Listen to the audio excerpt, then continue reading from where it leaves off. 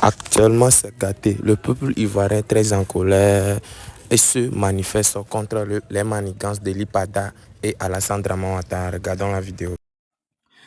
Vous savez, moi, les histoires d'hommes de Dieu, là, je n'aime pas parler dedans. Les histoires d'hommes de Dieu, moi, je suis un dida, hein, et je suis un enfant de bois sacré. Est-ce que vous comprenez ça? Les histoires de Dieu, là, je ne suis pas dedans. Mais aujourd'hui, lorsque je vois un pasteur se lever pour venir combattre Alassane Ouattara, moi, le soldat de Gbagbo, automatiquement, je me dis que ce pasteur-là rejoint le combat du soldat de Gbagbo, le combat des Ivoiriens, le combat du président Gbagbo Laurent, puisque le président Gbagbo Laurent combat ce pouvoir qui est en place. Donc, pour moi, le pasteur qui vient combattre le pouvoir d'Alassane Ouattara devient automatiquement pour moi un allié de combat. Alors, quel que soit ce qui va se passer, je vais soutenir ce pasteur-là. Si c'était un féticheur qui venait combattre Alassane Ouattara, j'allais soutenir ce féticheur-là. Si c'est un sorcier qui se lève demain pour venir combattre Alassane Ouattara, je vais soutenir le sorcier. Tant que des personnes de bonne foi se lèveront toujours pour venir combattre Alassane Ouattara, je serai avec ces personnes-là. Je vais les soutenir. Si un homme se lève aujourd'hui pour dire que lui veut faire un coup d'état à Alassane Ouattara, je lui apporte mon soutien. Même si le soutien n'est pas physique, je peux lui apporter le soutien moral. Également dans la communication. Donc, comme je l'ai dit, mon combat c'est contre Alassane Ouattara. Mon combat ce n'est pas contre les Ivoiriens, ce n'est pas contre un communicant. Aujourd'hui, quand je vois des personnes essayer de nous combattre, parce que on dénonce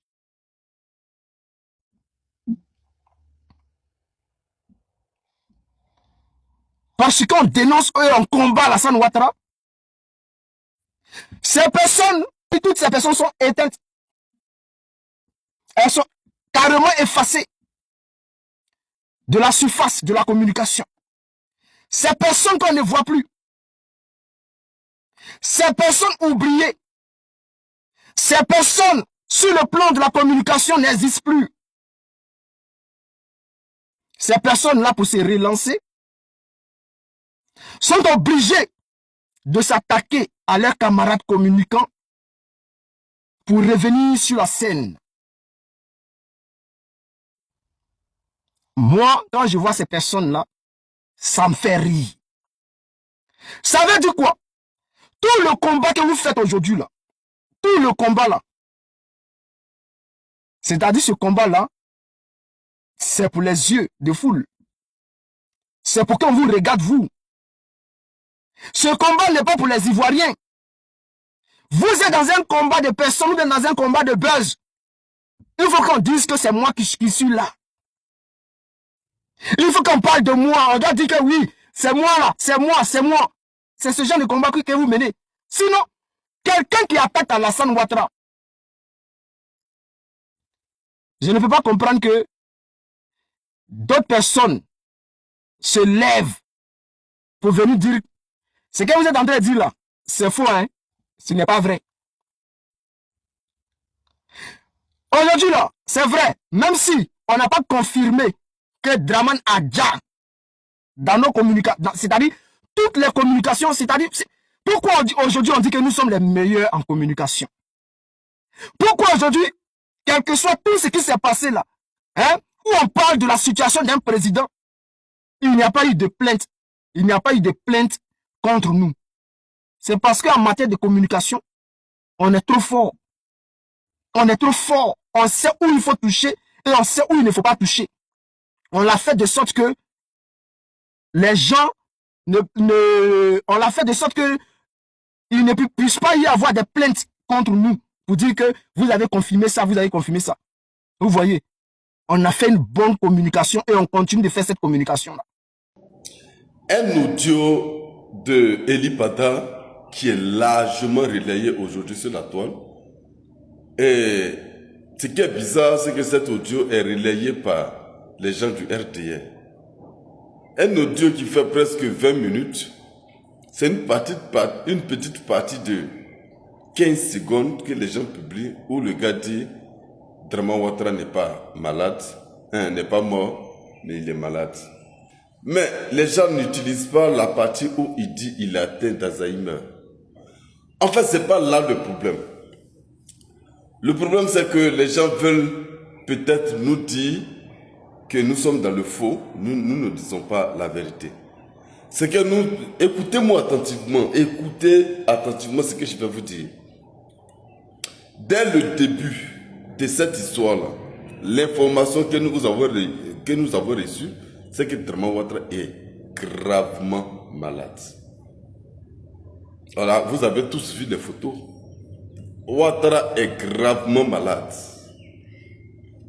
Et quand nous avons parlé de ça sur la toile, les gens ont commencé à nous contredire en nous faisant des photos IA, des vidéos IA, pour mettre ça, pour présenter ça au peuple, pour montrer au peuple que Draman est effectivement là. Les conseils des ministres sont enchaînés bizarrement. Draman Ouattara a commencé à recevoir des gens, mais avec tout ça, les gens nous produisaient des images IA, des photos IA, des vidéos IA. Et la conclusion que nous avons eu à trouver, c'est que le gars, il est mort. Il n'y a pas quelqu'un qui a vu le corps de Draman Ouattara. Mais nous savons tous que Draman est malade. Mais si le gouvernement lui-même nous produit des vidéos intelligence artificielle, des photos intelligence artificielle, ça veut dire que le gars, il est vraiment mort. Voilà ce que nous disons depuis qu'on a commencé. Donc vous venez, vous me partagez cette vidéo-là disant que ça qui tu es un menteur. Ce que tu dis sur la toile ici, ce n'est pas la vérité. Mais c'est vous qui n'êtes pas dans la vérité. Parce que depuis, nous parlons sur cette toile, sur les réseaux sociaux ici, sur le cas de Draman Ouattara, on a toujours dit que si le gouvernement se donne tant de mal pour produire des vidéos d'intelligence artificielle, tant de mal pour nous produire des photos d'intelligence artificielle, c'est que le gars, il est mort. Donc, ce n'est pas nous qui avons trouvé le cadavre du gars pour dire non qu'il est mort. C'est eux-mêmes qui nous prouvent réellement que le gars, il est mort. Donc, ce que Eli Pada, il est en train de dire, si c'est vraiment lui, parce que habituellement, Eli Pada nous a sorti des vidéos pour parler. Il n'a jamais fait d'audio. Et le fait même de dire qu'il était un jeune et qu'il a tellement maigri, mais un homme de Dieu, l'apparence n'a rien à voir. S'il est un homme de Dieu réellement, l'apparence ne devrait rien lui dire. Parce que lui fait l'œuvre de Dieu. Voilà. Donc arrêtez, moi là, tant que Eli Pada lui-même n'est pas sorti en audio vision pour dire que c'est lui qui avait fait cette vidéo-là, moi je ne peux jamais croire à ça. Les gens sont en train de parler sur la toile, mais moi je n'ai jamais cru à ça, je ne crois même pas jusqu'à présent. Non, famille, merci de partager la vidéo. Je voulais juste apporter un éclaircissement sur ce qui se passe sur la toile. Partagez massivement la vidéo. Merci. Le président Alassane Draman Ouattara, président de la République de Côte d'Ivoire, avant de prendre le pouvoir en 2011, le président Alassane Draman Ouattara a promis et juré au peuple ivoirien de traquer tous les chefs rebelles qui ont endeuillé la Côte d'Ivoire, de traquer tous les parrains de la rébellion qui ont endeuillé la Côte d'Ivoire. Et depuis, il est là. Ça fait bientôt 17 ans. 17 ans, j'ai très bien dit 17 ans qu'il est au pouvoir. Le président Alassane Draman Ouattara n'a pas encore arrêté un seul complice. Ça veut dire, il n'y a même pas dit les chefs, hein, un seul complice ou bien un seul chef de gang. Voilà. Et tous les chefs rebelles que nous on connaissait, il y avait les Kone Zakaria, les shérifs Ousmane, ils sont beaucoup. Zie Konaté, il y avait beaucoup de chefs rebelles. Et tous ces chefs rebelles-là, Ils sont aujourd'hui dans le gouvernement du président Alassane Draman Ouattara. Préfet de police, il y a d'autres qui sont devenus ministres en Côte d'Ivoire. Bon, le président Alassane Draman Ouattara, on ne comprend plus rien. Hein? Voilà. Donc le vrai parrain là, c'était qui alors? Parce que si on remarque bien, tous ces rebelles là, c'était les pauvres lots. Ils étaient pauvres, ils n'avaient rien comme source de financement. Soro Guillaume aussi, lui, il avait que 30 ans, 31 ans. Donc lui, il ne pouvait pas financer une rébellion qui coûtait des milliards. Donc dans ce cas, alors, Gbagbo, lui, il est là pourquoi? Vous avez accusé Gbagbo à tort alors. Parce que vous-même là, si on constate bien, c'est vous le grand financeur de la rébellion en Côte d'Ivoire. C'est vous qui avez endeuillé le peuple ivoirien. Il y a eu plus de 5000 morts et France 24 a caché. Parce qu'on connaît. Le peuple ivoirien réclame la justice. C'est ça le vrai problème. Justice pour nos morts en Côte d'Ivoire. Justice pour nos morts. Et libérer aussi les prisonniers politiques depuis 2011. Libérer les prisonniers politiques depuis 2015. Libérer les prisonniers politiques depuis 2020. Et libérer les prisonniers politiques depuis 2025. Monsieur le Président Alassane Draman Ouattara, justice pour nos morts en Côte d'Ivoire. Famille, ça va? Depuis le matin, on m'appelle. Près de 81 appels. Comme les témoins de Draman Ouattara contre Laurent Gbagbo à la CPI. On me dit non, Kéké. Tu sais ce que le procureur fait? J'ai dit, mais c'est qui le procureur? On dit c'est Bratman ou Batman, je ne sais pas. J'ai dit, appelez-le. Qu'il vienne ici. Mais monsieur, vous serrez votre visage, c'est pourquoi? Desserrez-moi ça, je vais vous parler de manière intelligente. Alors, donc vous n'avez plus de bureau, monsieur. Vous n'avez pas de bureau? Votre bureau se trouve sur Facebook et sur TikTok. Sur les buzz de Apoutou National. Mais si Apoutou est avec vous, au sens figuré comme au sens propre, vous n'avez qu'à nous dire pour qu'on puisse se méfier de lui. D'accord? Monsieur le procureur, les Ivoiriens ont des problèmes cruciaux. Donc si vous n'êtes pas capable de les régler, libérez le tabouret. Si le poste qu'on vous a donné là est plus fort, est plus lourd et dépasse votre intelligence, libérez le tabouret. Si vous n'êtes là que pour vous enrichir, pour vous remplir les poches chaque fin du mois, libérez le tabouret. Votre bureau ne se trouve pas sur Facebook ni sur TikTok. Et donc, je vais vous citer quelques problèmes qui minent la vie des Ivoiriens. Monsieur le procureur Bratman, le 25 octobre dernier, à Nayo, pendant les élections, vos partisans ont incendié des maisons, ont assassiné des personnes à Nayo. Voilà des problèmes sur lesquels on vous attend.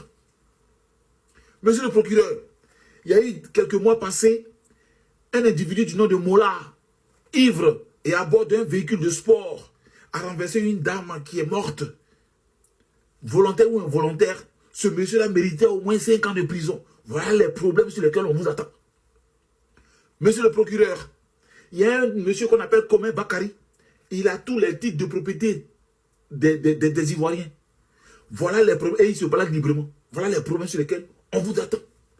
Monsieur le procureur, il y a un monsieur qu'on appelle Koulibaly Kuibière, à qui les Ivoiriens ont remis près de combien de milliards pour la révision de leur liste électorale.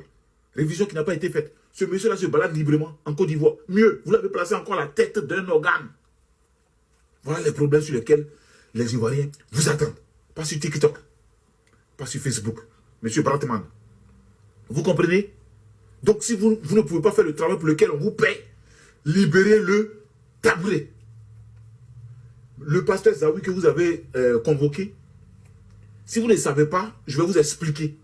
En Côte d'Ivoire, aucune société ne fabrique des Rolls-Royce ou des Lamborghini.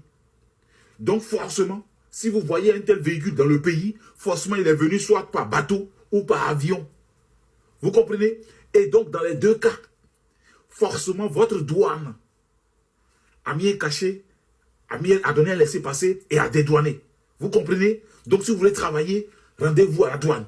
Ne fatiguez pas les Ivoiriens. On voilà des manières. Vous prenez pour qui à la fin? Va-moi. Sombrer dans le chaos. D'accord? Attendez, il y a un bâtard qui est là. Je vais l'enlever de mon direct. Il faut aller dire à Tababaï, il y a beaucoup de bâtards que tu es. Voilà. Donc, pour nous, c'est très simple. Je répète. Diomaye Je ne veux pas. Mais tu veux pas pourquoi? C'est pas ton argent, c'est l'argent des Sénégalais. On te dit, il faut que les Sénégalais soient informés de ce que tu comptes faire. Mais attends, on te dit, j'ai pas exagéré comme Ouattara 300, on te dit, tu as 70 millions, 80, ça fout tu as 80 milliards, 70 milliards par an. C'est ton argent, il faut utiliser comme tu veux. Alors, dites-moi. Et puis on te dit, il faut expliquer aux Sénégalais. Ils sont en train de manipuler les Sénégalais, ils sont en train de mentir aux Sénégalais. Ousmane Sonko ne peut pas. Mais Ousmane Sonko, moi je suis heureux qu'il soit devenu président de l'Assemblée nationale parce que Ousmane Sonko allait être arrêté par Diomaye Faye. Diomaye Faye, comme je vous l'ai dit, n'a pas vu venir le coup d'Ousmane Sonko. Ousmane Sonko, quand le cas de Diomaye a été géré, président, Ousmane Sonko a commencé à se concentrer maintenant sur la nomination de qui sera le prochain président de l'Assemblée nationale. Parce qu'il ne devait pas rater là-bas. Il a travaillé dur et il a fait appel à quelqu'un de confiant, quelqu'un de confiance, quelqu'un à qui il a une entière confiance, quelqu'un de loyal, pas à l'homme Ousmane Sonko, mais au parti. Quelqu'un qui n'a pas oublié qu'il ne peut pas trahir ses origines politiques, je veux dire.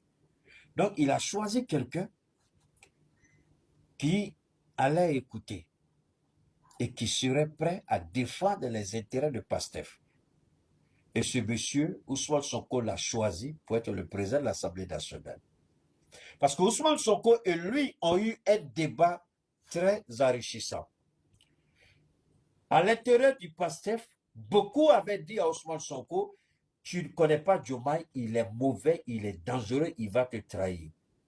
Mais beaucoup ignoraient que Ousmane Sonko avait déjà un coup d'avance sur Diomaye Faye. Il avait déjà choisi le président de l'Assemblée nationale.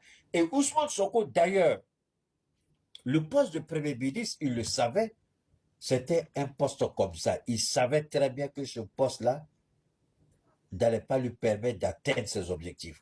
Selon Ousmane Sonko, tout de suite, pour garder son statut d'homme fort, Ousmane Sonko allait refuser d'être Premier ministre et aller directement à l'Assemblée nationale. Mais s'il allait directement à l'Assemblée nationale, les dossiers dont il a parlé, les dossiers dont il a connaissance, il n'allait jamais avoir connaissance de ces dossiers. Souvent, vous êtes pressé et Dieu vous fait passer par des chemins, par des moments difficiles. Si Dieu m'aime, pourquoi me fait ça, pourquoi me fait ça, Dieu sait très bien. Et Ousmane Sonko était un exemple patent, un exemple éclatant pour chacun de nous. Et Ousmane Sonko est passé, il est passé en bas. Il était en bas que vous connaissez, il était en bas. Mais ça a permis à Sonko d'avoir une connaissance claire et nette de comment les choses se passaient. À l'Assemblée nationale, avec la séparation du pouvoir, il n'avait aucun moyen de faire ça. S'il en parlait, on allait dire le Premier ministre trahit le président. Donc, il a préféré être un Premier ministre pour être au contact de tous les dossiers brûlants et de ce que il a préféré lui-même voir. Quand on a fait les audits, on est venu lui présenter les audits. Il a regardé, il a crié, il a pleuré, il dit c'est pas vrai. Le Sénégal devait être seul. Donc, écoutez très bien. Sonko, à la primature, une dernière fois, avait la possibilité d'avoir tous les dossiers de l'État entre les mains. Et Dieu merci, il est rentré en contact avec tous les dossiers. Il a tout vu. Il a même travaillé sur les orientations en fonction du programme du PASTEF. Et Dieu merci une fois de plus, Diomaye a refusé d'écouter Sonko.